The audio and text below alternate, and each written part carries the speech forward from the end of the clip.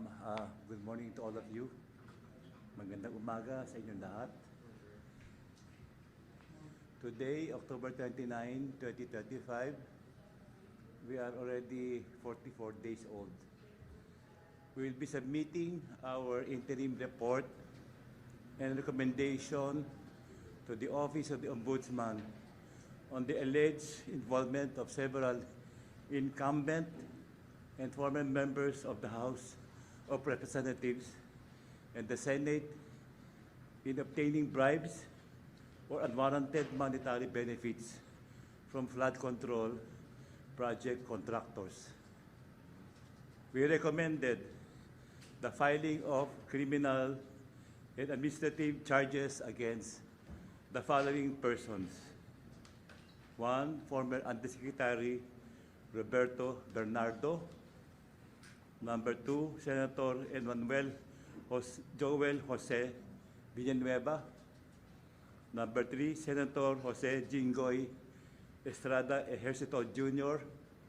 Number 4, former Congressman Zaldy Co.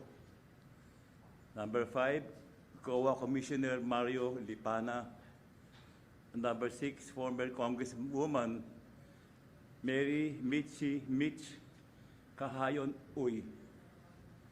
These persons have possibly committed these following violations: direct or indirect bribery and corruption of public officials under Articles 210, 211, and 212 of the revised Penal Code; corruption of public officers under Section 3B and 3E of the Public Act 3019;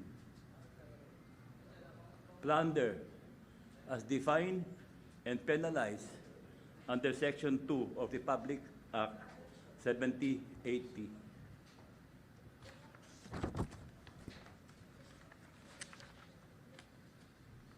Based on the testimonies and narrations of the witnesses, the scheme starts from the proponent, who is either a member of the Senate or of the House of Representatives, who will inform Engineer Alcantara that he or she has a budget allocated for infrastructure projects.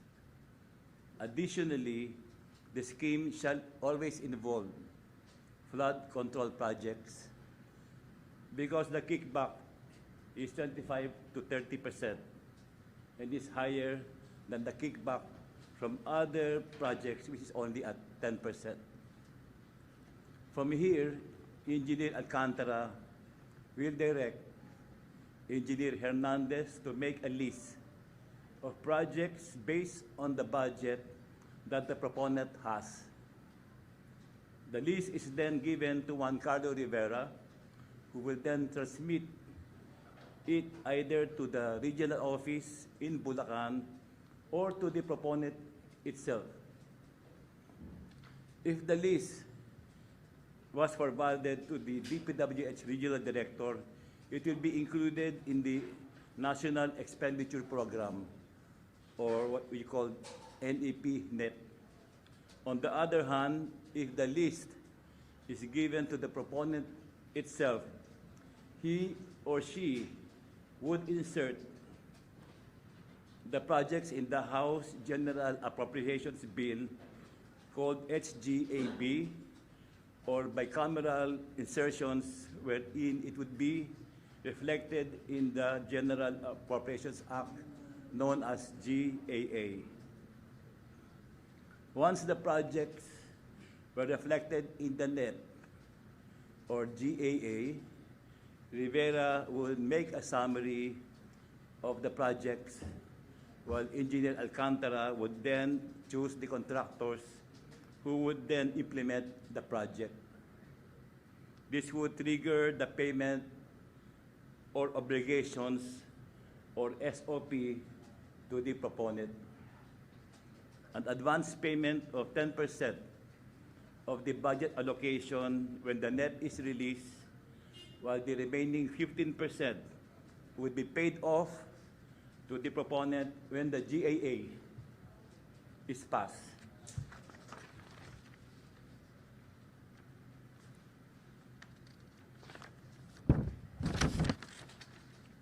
If the insertions were included in the GAA, the whole 25% SOP is given to the proponent.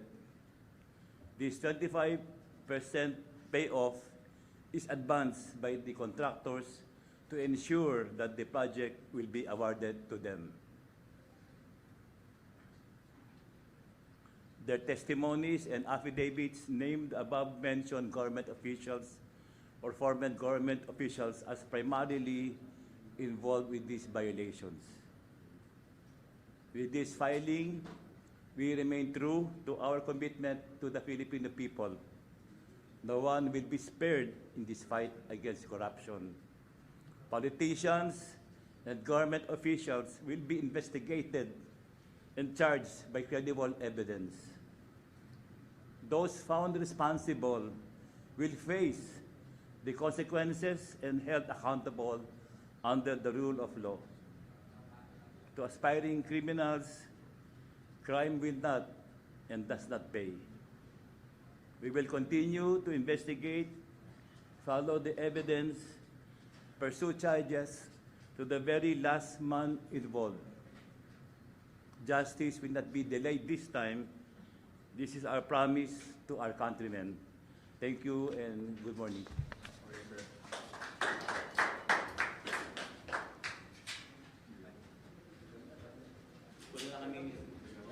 Yes, sir.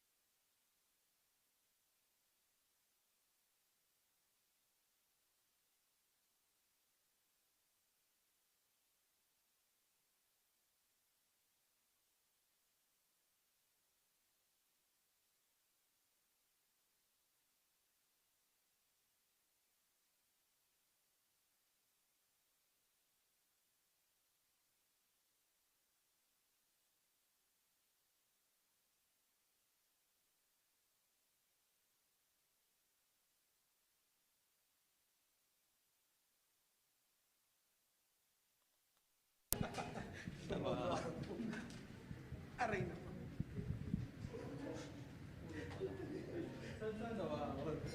Tensionado.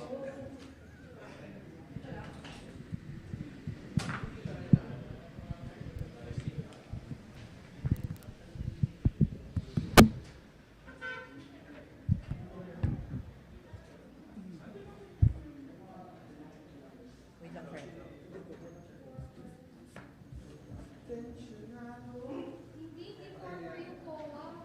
COA Commissioner? Incumbent yun. Incumbent nga yun.